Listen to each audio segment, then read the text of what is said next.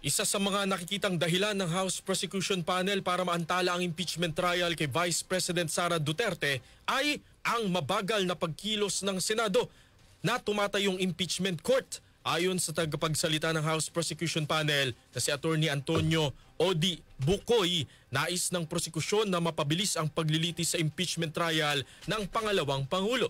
Pero sa kanyang obserbasyon, sinabi ni Bukoy na tila sinasadya ng Senate Impeachment Court at ng defense team nito na patagalin pa ang paglilitis kasabay ng pagremand o yung pagbalik ng articles of impeachment sa Kamara na hindi naman naayon sa saligang batas.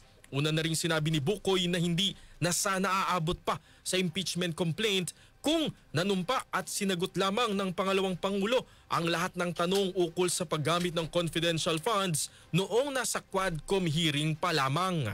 Walang higit na mahalaga kundi ang suyurin at hanapin ang katotohanan.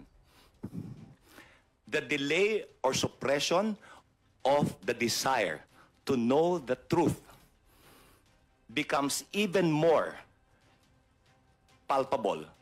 It becomes more compelling the longer that you delay or suppress the desire to know the truth. So, magmatsyag po tayo.